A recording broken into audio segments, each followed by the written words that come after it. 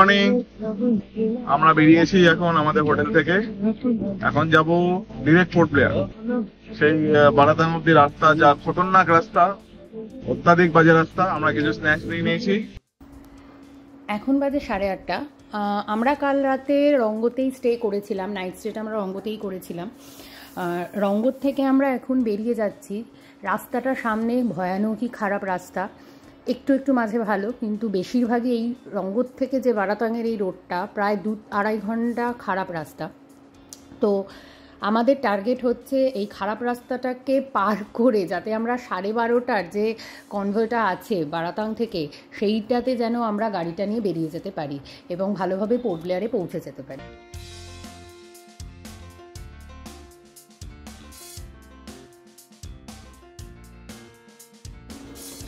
এই সেই ভয়ঙ্কর রাস্তাগুলো বাবা, যেগুলো আগের দিন সেই ফেরার সময় এই রাস্তার উপর দিয়ে এসেছিলাম। জাস্ট দেখো, এটা রাস্তা বলাই ভুল এগুলোকে।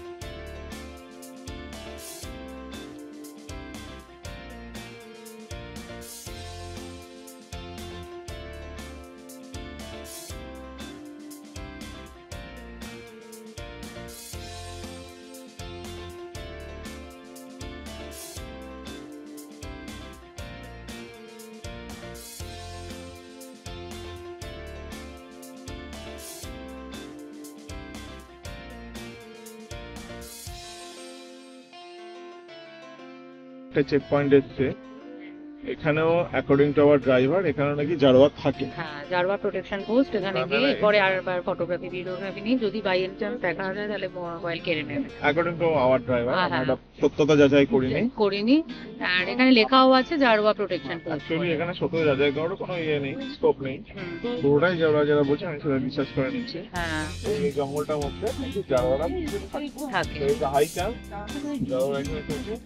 তো তার জন্য নামিয়েছে পোস্ট। এইটাতে একটা আগাম 40 কিলোমিটার রাস্তা, যেটা খুব ভালো। প্রোটেকশন পোস্টটা যেই শেষ হয়ে যাবে, গ্রামও পড়ে। হ্যাঁ, তার মাঝে একটা গ্রামও পড়ে বস্তি নিয়ে। তো ওইখানে নাকি সম্ভাবনা থাকে ওরা নাকি আসে। তো দেখা যাক, আমরা ভিডিও করছিও না।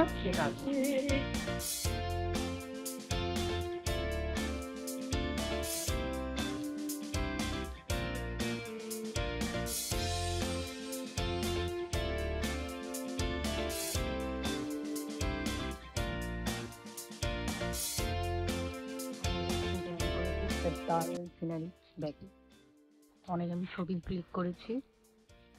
আর এটা হচ্ছে NH4। রাস্তাটাও অসাধারণ, মানে এইটুকু রাস্তা খুব সুন্দর রাস্তাটা। তো হয়ে গেছে, আশা করি এবার আমরা আবার গাড়িতে যাবো।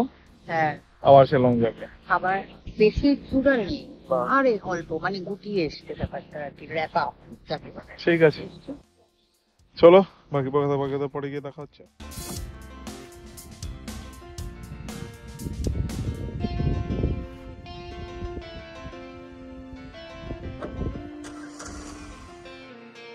আমরা এখন জেটিতে চলে এসেছি, বারাটাংয়ের জেটিতে। এখান থেকে যাব আমরা ওই কনভের যে জেটিটা, যেখান থেকে আমাদের কনভে শুরু হবে। আর তোমরা যদি লক্ষ্য করো, এখানে এই যে মানে এই জেটিগুলোর মধ্যে এইভাবে গাড়ি বাস সমস্ত পরপর একবারে উঠে যাচ্ছে। আর জেটিতে ওঠার পরে এখানে টিকিট কাটা হয়। তোমরা লক্ষ্য করবে একটা নীল রঙের একটা দাদা হাতে টিকিট নিয়ে তিনি সবার কাছে গিয়ে টিকিট কালেক্ট করছে। এইভাবে এখানে গাড়িও পারাপার হয়, মানুষও এইভাবে পারাপার হয়।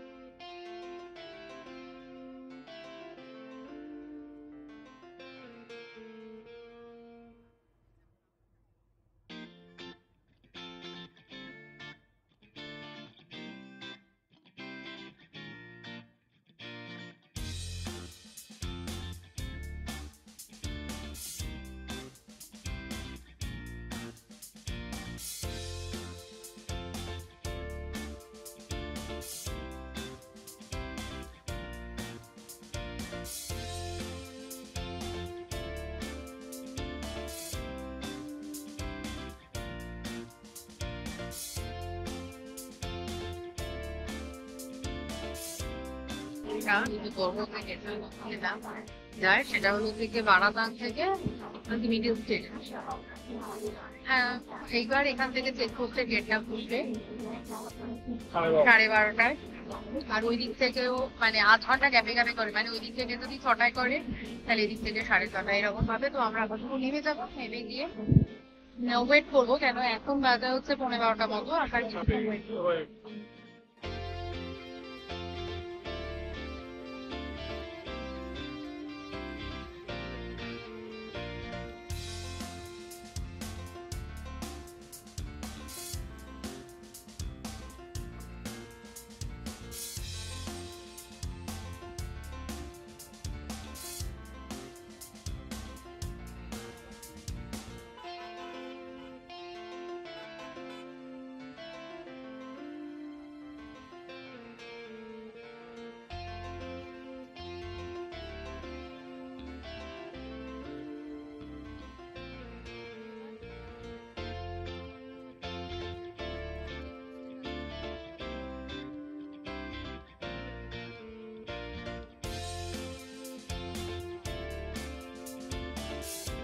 লেখা আছে দেখলাম এই দিক থেকে কনভে টাইমিং হচ্ছে এইটা।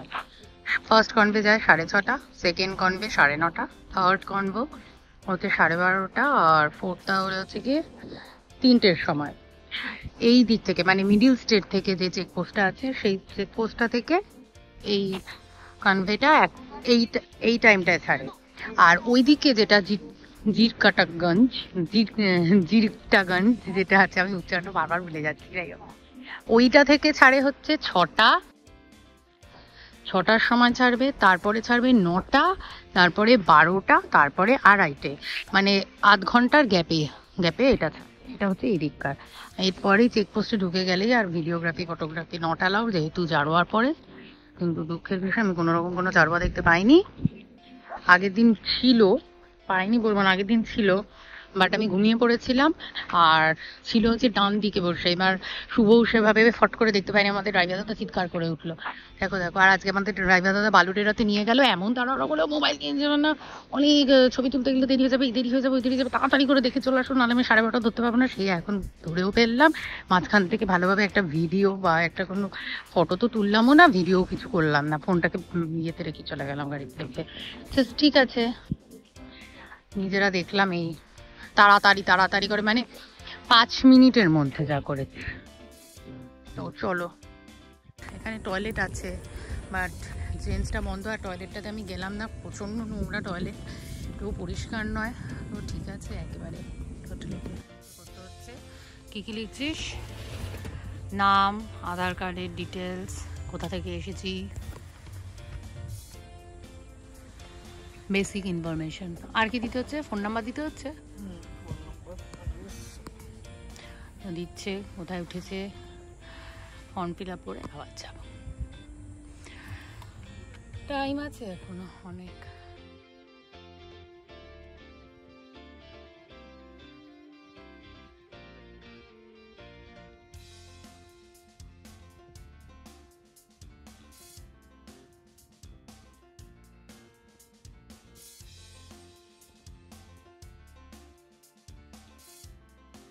কনভয় পের করে আমরা চলে এসেছি সেই রাস্তা, সেই পোর্ট ব্লেয়ারে আমাদের হোটেলের দিকে এখন আমাদের গাড়ি ছুটছে। অনেকক্ষণ পর ভালো রাস্তাটা দেখেও ভালো লাগে, কেন যে রাস্তা দিয়ে আমরা এসেছি।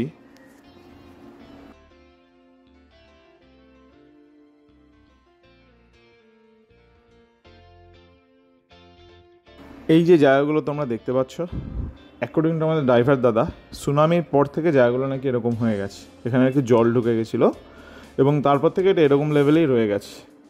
তা দেখে খুব এরকম একটা লাগছে, সুনামির আগে এখানে সব কিছুই ছিল না, সুনামির পর সত্যি অনেক ক্ষয়ক্ষতি হয়েছে, দাদাও এখানে বলছিলেন আমাদের ড্রাইভার দাদা। যাই হোক, আমরা এখন আমাদের হোটেলের দিকে এগিয়ে চলেছি।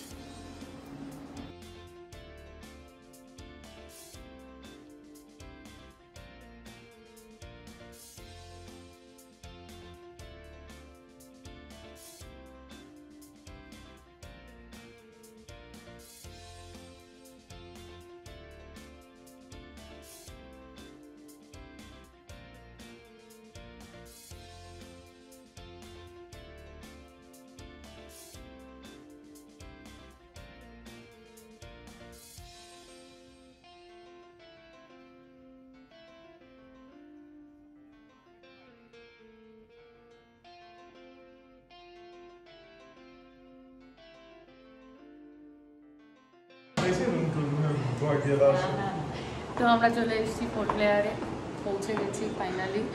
আর কেউ বললে বিশ্বাস করবে কি করবে না, কারণ আমরা সত্যিকারের জালওয়া দেখতে পেয়েছি। এক্স্যাক্টলি, আমরা জালওয়া দেখতে পেয়েছি। ব্যাপারটা কি হলো, তো আমরা যখন যাচ্ছি ওই জালওয়া রিজার্ভ ফরেস্ট ওখান দিয়ে, তখন দেখলাম মানে দেখি মনে হলো মানে একটা মানে হ্যাঁ স্পেশালটা দেখে মানে একটা অন্য টাইপের। একটা আমার ধর্মগত সে গেঞ্জি পরেছিল, কিন্তু গেঞ্জিটা যে মানে দেখে মনে হচ্ছে এটা মানে হচ্ছে কোনো দাম, মানে যেরকম গেঞ্জি হয় যেরকম দাম প্যান্ট করে, যেমন একটা হাফ প্যান্ট পরে অদ্ভুতভাবে একটা বসে আছে, মানে তাকিয়ে আছে, বসে আছে। মানে আমরা জিজ্ঞেস করলাম, বললো অ্যাকচুয়ালি এখনকার গভর্নমেন্ট কি হচ্ছে, জালওয়াদের সমস্ত কিছু জালওয়াদের আগেকার মতো নেই যে খালি গেজারে সিনেমাতে দেখাই দেখা। অ্যাকর্ডিং টু দেম জালওয়ার এখন আদিবাসীদের মতো ট্রিট করা হয় এদেরকে।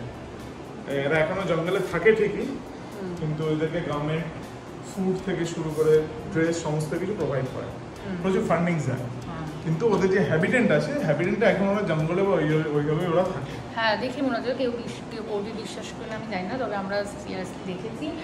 আর এখন পোর্ট ব্লেয়ারের হোটেলে এসে গেছি। আমাদের হোটেলে জানি না খুব খিদে পেয়েছে কেন, আমি তো সারাদিন কিছু খাইনি, প্রচণ্ড খিদে পেয়েছে। এখন ফ্রেশ হব। এখন বাজে কটা বাজে? 3:10। তো ফ্রেশ হয়ে আগে দেখি কি করা যায়, কেন লাঞ্চ টাইম মতো বেরিয়ে গেছে, জানি না কি হবে। বেরিয়ে গেছি, খিদে পেটে দুটো রন মারছে, চলেছি, বেরিয়ে গেছি এখন খাবারের খোঁজে এখানে। তো একটা ভালো রেস্টুরেন্ট আছে, অনেকটা দূর। বিশাল দূর, অনেক দূর। হ্যাঁ, অনেকটাই প্রচন্ড। আর আমরা এখন যাবও না ওখানে, সত্যি কথা বলতে। কেন আমাদের কিছুটা সেভিংস করতে হবে, প্রচুর খরচা আছে। আন্দামান সত্যি কথা বলছি খুব কস্টলি, এত কস্টলি আন্দামান। যা কস্ট আছে আমি এটুকুনি বলতে পারি, আমাদের ভিয়েতনামেও বোধহয় আমরা যে গেছিলাম আমাদের বোধহয় এত মনে হয়নি কস্টলি। একদমই তাই, আমরা ইন্টারন্যাশনাল ট্যুর করে এসে মানে, তো যাই হোক এত কস্টলি কেন আমাদের মাথায়, একদমই তাই, এত মানে কস্টলি। আর কিছু কোথাও একটা যেতে চাইবো, কিছু হবে মানে 1000 টাকার নিচে কোনো গল্পই যেন নেই। মানে রেস্টুরেন্টটাতে ভাবলাম খেতে যাবো, তো মেনু মানে 900, 950 মানে এই থেকে রেঞ্জ শুরু হচ্ছে। তো পাশে দেখছি কি আছে। হ্যাঁ, সেটাই কথা, 5 স্টার রেস্টুরেন্ট হলো তাও আমরা একটা মেনে নিতাম। আমরা যাবো না, কেন আর পারা যাচ্ছে না, এত খরচা, প্রচণ্ডই খরচা হচ্ছে। মানে কি বলবো, তার থেকে মনে হচ্ছে যে বছর আর একটা ঠিক হবে। হ্যাঁ, তো যাই হোক, ঠিক আছে। তো এখন যাবো, হাঁটতে হাঁটতে যাবো, মানে আরও বেশি করে হাঁটছি, খিদেটা আরও বেশি করে মানে বেড়ে যাচ্ছে। তো দেখা যাক কোথায় যাই। পোর্ট ব্লেয়ারে এটা খুব অসুবিধা, হ্যাডলকে যেমনি পেয়েছিলাম আমাদের রিসোর্টটা থেকে বেরিয়ে, কিন্তু অসুবিধা কিনা বলতে পারবো না, এত সিওরিটি সাথে হতে পারে আমরা যেখানে আমরা সেটা হয়তো নেই।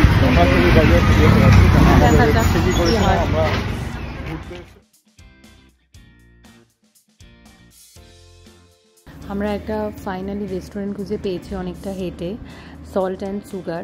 আমরা ফ্রেশ লাইম সোডা, পাস্তা আর স্যান্ডউইচ অর্ডার দিয়েছি। খেয়ে বলি কেমন কোয়ালিটি। দামটা কিন্তু ঠিকঠাক, দাম কিন্তু রিজনেবল রেট, খুব হাই প্রাইস নয়।